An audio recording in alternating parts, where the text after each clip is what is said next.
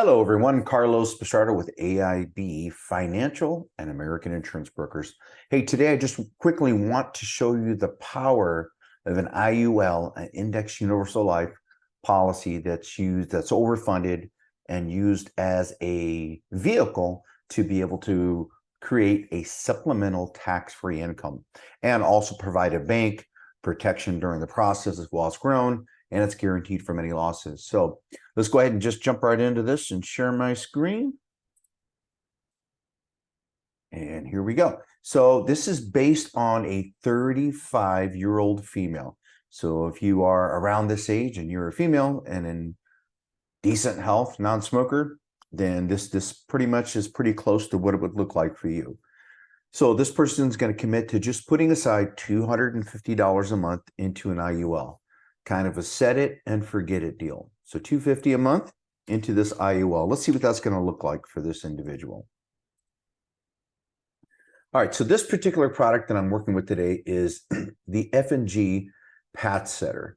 It is a wealth transfer, cash value accumulation with living benefit riders and also other supplemental riders.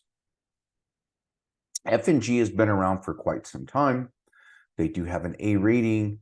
They are a stable company, and they are one of the top providers of index universal lives in the country. So this is how indexing works.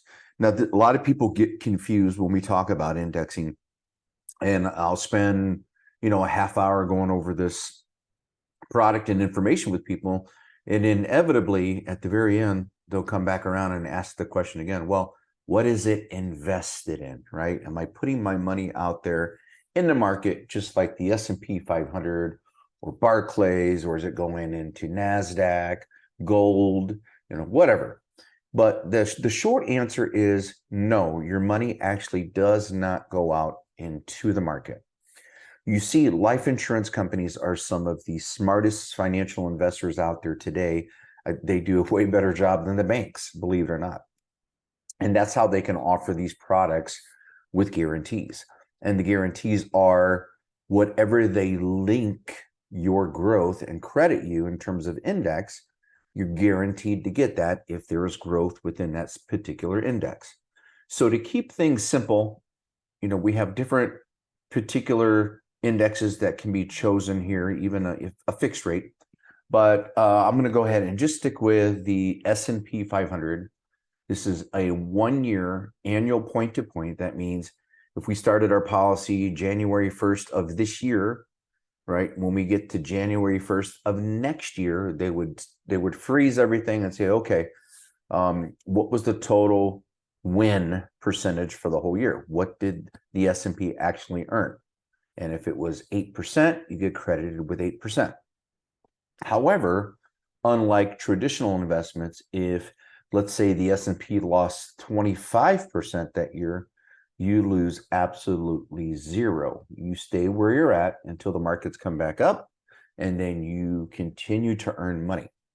Right out of the gate, that's where people get a little skeptical and they say, well, it sounds too good to be true. How can you get upside, but you're guaranteed from not losing any of your potential? Again, because your money is not actually in the market. You see, insurance companies, they invest in high yield bonds and government, municipal bonds. So they have a lot of safe portfolio products that they're putting their money into, getting a high yield out of it. And they actually have a small percentage of their money at risk. So in order for them to credit you so they can change what their investment vehicles are and continue to make money, they link it to a specific index. So for example, in this case, they say, okay, even though your money is not tied to the market and it's not invested in the S&P 500, we're still going to use that as a mirror to credit you. So year one, the S&P earns 8%. You're credited 8% that year. Okay, so again, back to where's the catch? Well, there's two catches, in a matter of fact. Number one is that there is a cap on the higher performing indexes.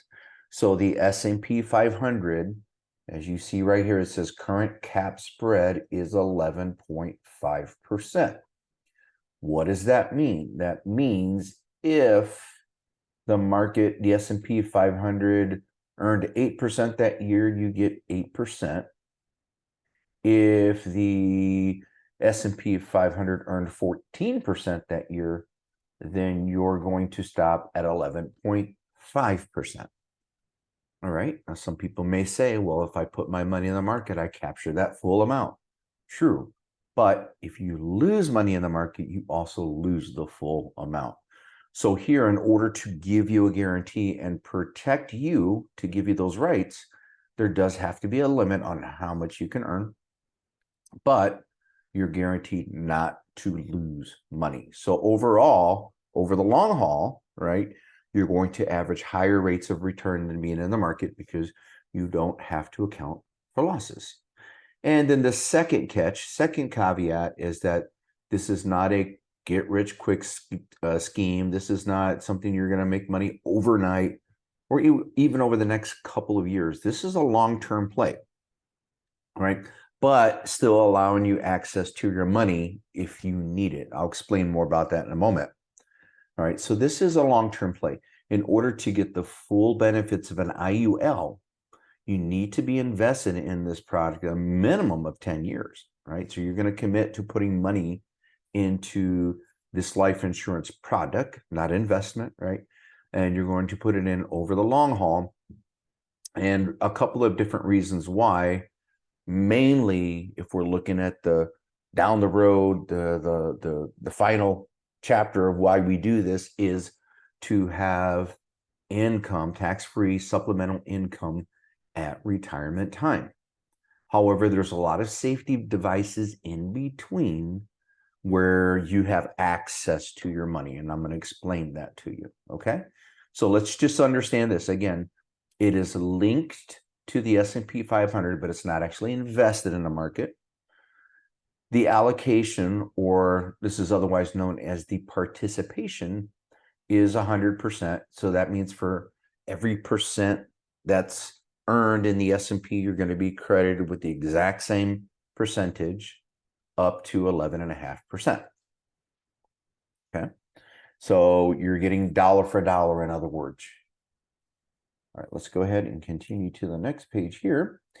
And we look at some of the rider descriptions, overloan protection rider. So this rider can prevent your life insurance policy from entering a lapse status. So basically what it states is for some reason, if your cost of insurance is not properly being covered, then it comes from the cash value of your policy so that your policy doesn't just end like that, right? So there's some safety devices in place to be able to keep your policy longer in the event that your income stops for some unforeseen reason.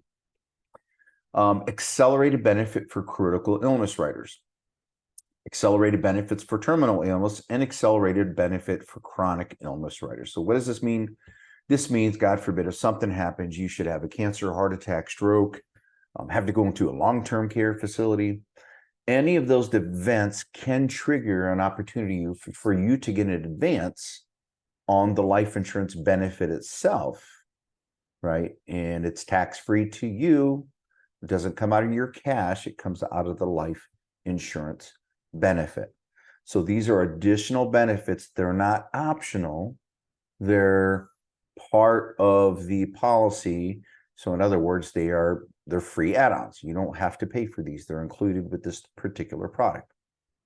Another thing I want to point out is, let me go back here for a moment. I forgot to point this out. So if we look up here to the top, right, we have $250 a month going into this policy. Now, there's a couple of things that we do. If you look up here, right, there's a face amount or life insurance benefit of $77,645. All right, let me explain that. If we were simply shopping for life insurance and this healthy 35-year-old female was paying $250 a month and only getting $77,000 in life insurance, that would be the crappiest life insurance policy in the world, right? So keep in mind, we are not trying to buy this for the life insurance. We are buying the lowest amount of life insurance we can possibly get and overfunding the index portion of the policy, the maximum amount, all while staying within the IRS rules and regulations.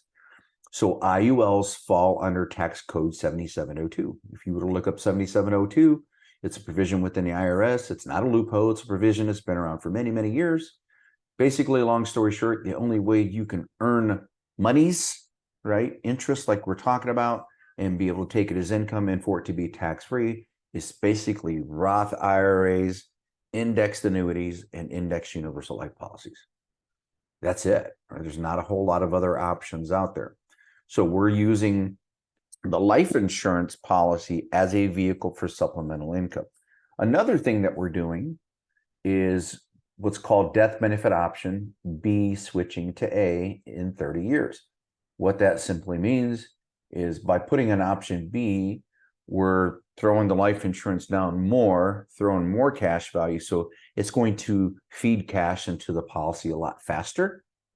And then once this person is done funding the policy at retirement time, we automatically have that switch out, right, to where now we're going to have, we've already put as much cash as we have into it, and we're going to change that life insurance to cash ratio. And that's going to do a couple of things for us, but overall it's going to make it a much healthier policy. Okay, so that's what helped us get that life insurance down lower. So I was purposely trying to get this life insurance down as low as possible, because that means we have a lot more money going into the tax-free savings account on steroids, we'll call it. Okay. All right, let's move along. Now we get to the fun part of the policy.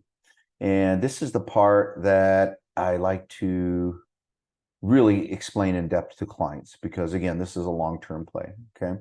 And we're going to assume, we're going to look at two numbers here. And you have to, there's three columns across here. We have what's called the guaranteed assumptions, non-guaranteed middle of the road, we'll call it, and non-guaranteed average. All right. So based on longevity of this product over, 20-year period or 18-year period, this particular index has averaged about 7.03%. Okay, this is based on current assumptions. Can it be less than that? Yes. Can it be more than that? Yes. We can have all the way up to 11.5%. And we have had clients year after year, especially in the last bull market, that had higher cap rates on their policies, and they were earning 14, 15, 16% over and over. And again, for the fact you don't have to participate in any of the losses, if that next year there is a loss, you stay right where you're at and you keep all of your gains and don't lose any of your principal dollars. All right. So long story short, this female, 35-year-old female, $250 a year, or a month, which is $3,000 a year. After 10 years, she would have put in $30,000 total into her policy. Okay, easy math. And if we look all the way over here to the right, and we say this is the middle percentage of what it averages, she would have a cash value of $29,000. Over here, it would be $3,304. So if we're looking at the difference between those two, let's call it $31,000. All right, so if we're looking here, we say, oh, wow, she's put in $30,000, but her account is only worth $31,000. Well, that's a crappy return, right?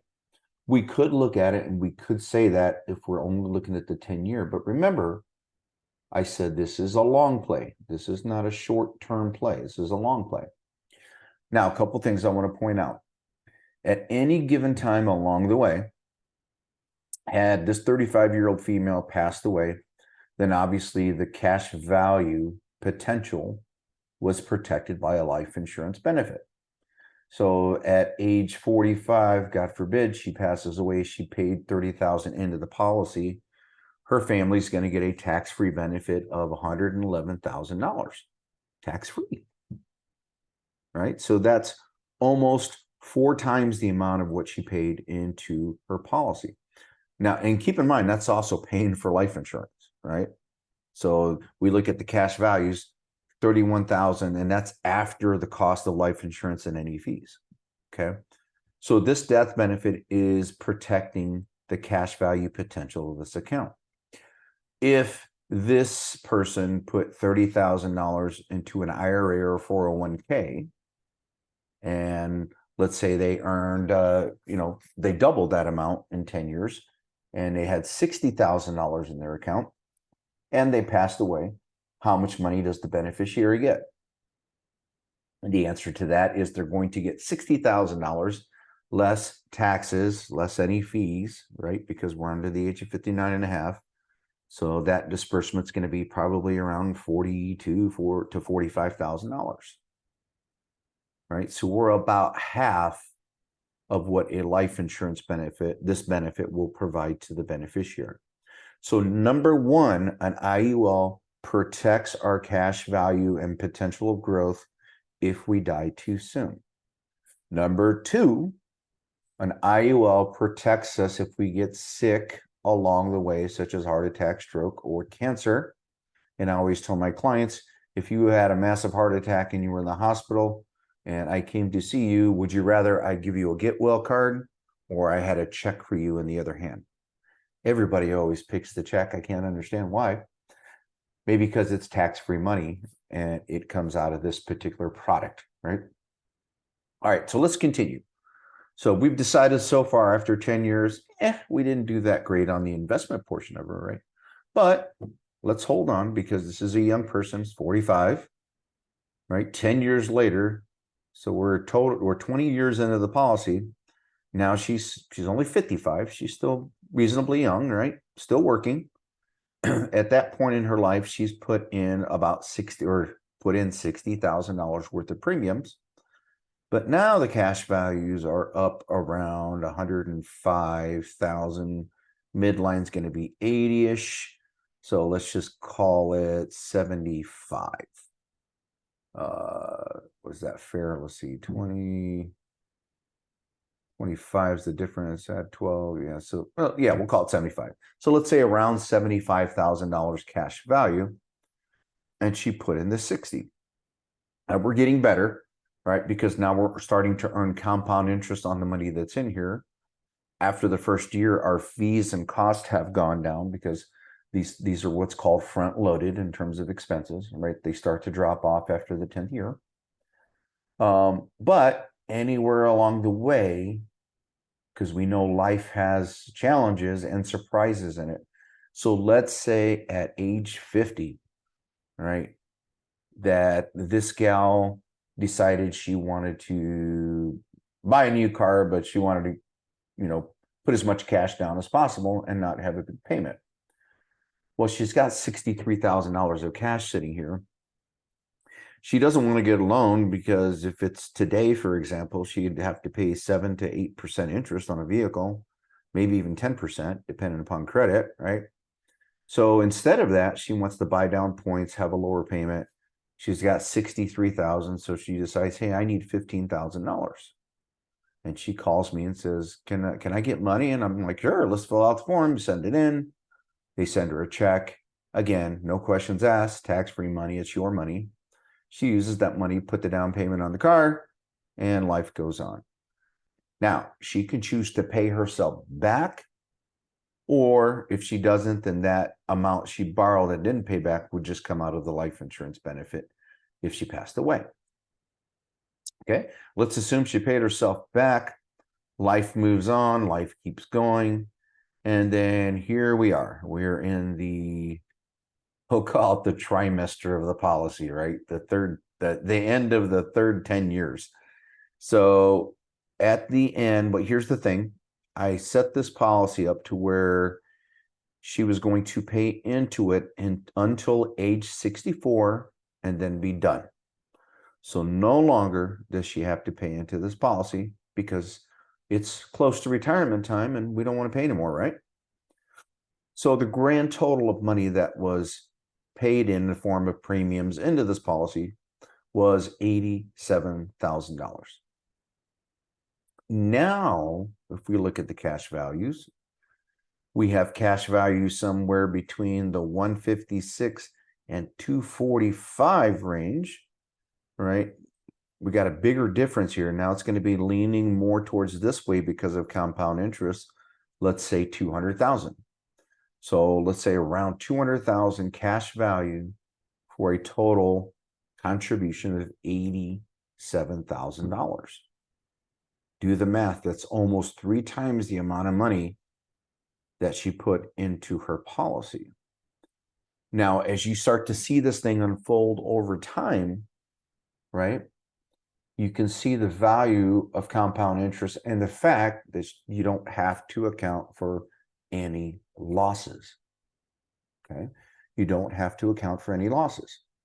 Now, I've seen some of the so-called financial gurus out there trying to rip these things apart, saying, oh, you're going to pay this in fees and you're going to pay that and you're going to play this and blah, blah, blah. You can earn more out in the market. Understand this. You know, Warren Buffett, who I'm going to give credit to over more than most of these gurus, self-proclaimed gurus, right? And Warren Buffett says rule number 1 to investing is never lose money, right? So if we're trying to listen to a guy that's done extremely well and who's more than credible, and he says never lose money, why is it that we accept losing money being part of investing, right? Oh, you got to put money, you got to have risk, you know, where you're going to lose money, but you're going to get it back over time. Who wants to live with that fear, knowing that what if I decide I want to retire and all of a sudden the market tanks, I lose 30 to 40% of my portfolio, and now I can't retire for another 6 years because it's going to take time for this money to come back, right? And nobody got no time for that, right? So that's why we're talking about an IUL today, because yes, there are fees and there are expenses. Guess what? Look at your 401ks. Look at your variable programs out there and mutual funds. I guarantee you, you're going to uncover 4.5% to 5% in fees. Right? The average expenses on an IUL policy is about 0.20%, which is not huge. But my answer to that at the end of the day, when the gurus, so-called gurus, say, you know, oh, you're paying these fees and blah, blah, blah. So what? You got to pay a fee to get something, right? So why not put it into something that's going to be protected? And at the end of the day, when we're looking at the big picture and the light at the end of the tunnel, it's the expenses is like a mosquito biting an elephant, right? We're not going to feel it. It's not going to have barely any bearing on the policy itself because we have that continued growth and we have a guarantee. And I'll finish the last thing here, last couple of things here, by explaining this. If you look at the guaranteed assumptions, what does that say right there?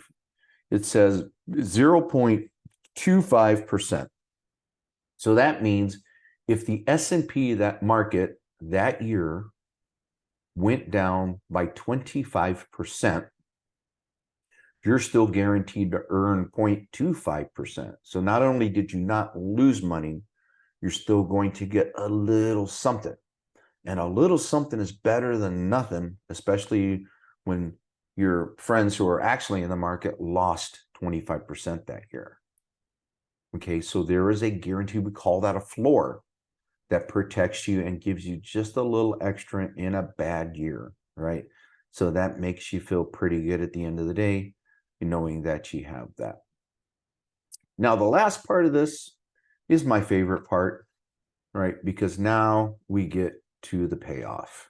And that is, you know, she took time, put money in this policy over the years, left it alone, set it and forget it. And at age 65, decides that, you know, I want to start enjoying my money now. So how can we stretch this thing out for a little bit of time and allow me to get, you know, decent money off this so I have a supplemental stream of income coming in? So again, she put in a total of $87,000. Now we pull the income trigger at age 65. So that first year she received a check, a benefit of $22,484 in tax-free income. Okay. Again, it's tax-free because we're taking it as a loan that's never going to be paid back. All right. So $22,484. And let's say by the end of age 75, she collected for 10 years. She would have collected $224,839 in tax-free income or loans, right? And again, she only put in $87,000 over the lifetime of the policy, right? So she's already received almost three times back what she paid in the policy in only the first 10 years. If we push forward another 10 years, so now she's 85, still being collecting that same $22,000 a year. Now she would have collected over $449,000 in tax-free loans or income, right? Tax-free money. $449,000 versus only the 87 that she paid in. Okay. And I set up this particular policy to pay out for 25 years because past the age of 90, and we no longer need as much income anymore. We're not as active. We're not spending money on a lot of things. If anything, people start to give things away at age 90, right? So I wanted her to be able to enjoy the most she could in her younger years towards retirement, right? To be able to do the things that we want to do when you retire. But let's say age 90, she takes her last loan from the policy, tax-free income, and she would have received a grand total of $562,000 tax-free money, again, for only the $87,000 that she paid into this policy one time or over the course of that period. Now, you will never see this type of return when somebody starts to take income from a traditional IRA or a money market account. It just doesn't happen. Why? Because you have to factor for the losses. Losses will kill any gains, right? Any compound interest, and most important, will kill your principal money. With the IUL, we know that's not going to happen. Therefore, we're still earning the compound interest inside of the policy. It's going to build, and just continue to build like a snowball. So here's the cool thing. Let's say at age 85, she collected her last check, or at age 85, she passes away. So she would have received her last check at 85, and which was $449,000 in tax-free money, right? Based on the 87 she paid in. And on top of that, her family is still going to get a life insurance distribution payout, tax-free, of $128,000, right? So that's a total of over $500,000 in distributions between what she took tax-free money and the death benefit that was paid out to the family, the beneficiary. You will never have that kind of benefit out of an IRA or a 401k or 403b. I don't care who tells you, right? Now, listen, I want you to understand this. I'm not telling you that this is going to replace your 401 or your 403b or your mutual funds. I believe everybody should take some risk in terms of based on their toleration for taking risk. But I also believe in the rule of 100, and that is you take 100, subtract your age, and that percentage left over is the amount that should be safe versus what you should risk in a market. So what do I mean by that? Like, I'm 51. If I subtract 51 from 100, that's 49. So I should not have any more than 49% of my money at risk in the market. The rest needs to be protected, 51%. Okay. We're not protecting our money by putting it in the market or mutual funds or 401ks or 403bs, right? There we have to worry about loss, and here we don't. So this is why I like to call an IUL a supplemental plan, the supplemental stream of income, but it also protects your account as it grows in the event of death. If you get sick along the way, if you just simply need a cash disbursement with no penalties, right? or eventually you decide to pull that trigger and take income from the policy and actually be able to enjoy life more, knowing that you have this additional stream of income. So I hope you appreciated this presentation today. I hope I made it understandable enough for you all to really grasp the power of an IUL. But more important, I'm here to help, right? If you just simply want to take a look at this on paper, see how it would work out for you, throw some numbers. If you do have accounts currently, let's say you're getting closer to retirement maybe, and now you want to start protecting, your 401k. I have a lot of people that are over 59 and a half and they're allowed to move their money. And it's like, all right, how can we start getting prepared for retirement and keep our money safe? And I don't want to pay taxes on this money when I retire. I want to try to get rid of as much taxes as I can. We have special programs where we can basically liquidate a portion of your 401k over a 5-year period, dumping that into an IUL. So it's going to accelerate your money a lot faster in this thing because you don't have 30 years, right? So it's going to accelerate the money in this a lot faster, get compound interest going. As we take the money out of your 401 or IRA, you pay the taxes on that. The remainder goes into your IUL. So you paid a portion of your taxes. We got rid of that. It goes into the IUL. And over that 5-year period, when you're transferring the money, it's going to essentially take care of the tax, wipe it out. And 5 years later, we've pretty much almost made up for the taxes you paid out in terms of growth and guaranteed from any losses. So we have a lot of people that will use this vehicle to help eliminate a large percentage of taxes in their IRAs once they get close to retirement.